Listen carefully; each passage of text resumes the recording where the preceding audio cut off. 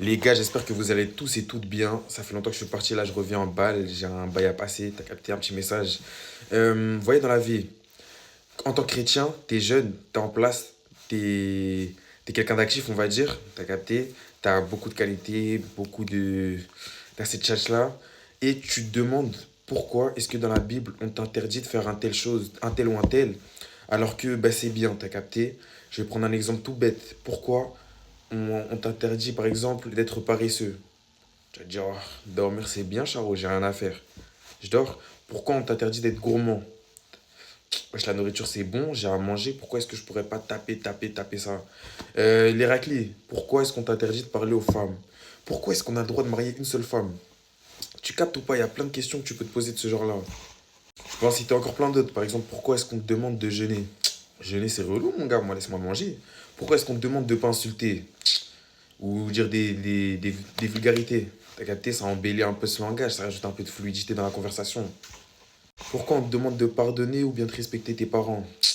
Si j'ai pas envie, mon gars, et puis, tu vois le délire ou pas? Donc, on est beaucoup amené à se demander pourquoi est-ce que la religion nous interdit des choses qu'on aimerait faire. À la base, si t'aimes le faire, c'est que c'est bon pour toi, t'as capté? Mais en fait, non. J'ai pensé à ça il y a pas longtemps, et en vrai, de vrai, les gars, la Bible, elle t'aide vraiment à devenir la meilleure version de toi-même. T'as capté? Une version de toi-même qui dépend pas de ce qui se passe autour de toi pour être bien. T'as capté? Si par exemple, on va prendre le cas de la gourmandise. Je suis là, j'ai envie de taper à gauche, à droite, je veux manger du poulet, du riz, des frites, ce que je veux. Au début, c'est bien, ça va être bon, on bouge tout ça. Après, c'est quoi? Je vais prendre du temps à digérer.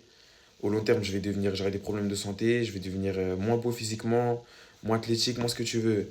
La paresse, c'est carré dormir.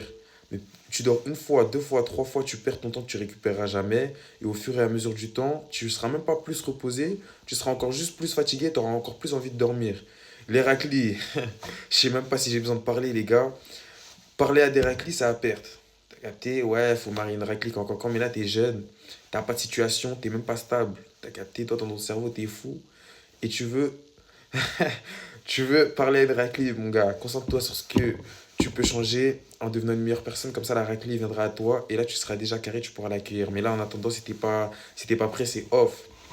T'as capté? Toutes les personnes qui ont parlé à des raclis aujourd'hui, tu vois, dans leur publication, oh, tu vois, les humains, ils sont bad tristes, t'as capté, ils repensent à leur ex, ils pensent à leur bail. Ils sont là, ils arrivent même plus à se concentrer.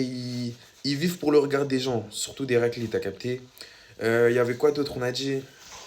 Il y avait jeûner. Vas-y, jeûner, les gars. Déjà, de un, c'est pas obligatoire. Mais même si en mode c'est conseillé, wesh, qui a déjà jeûné, les gars? Quand tu jeûnes,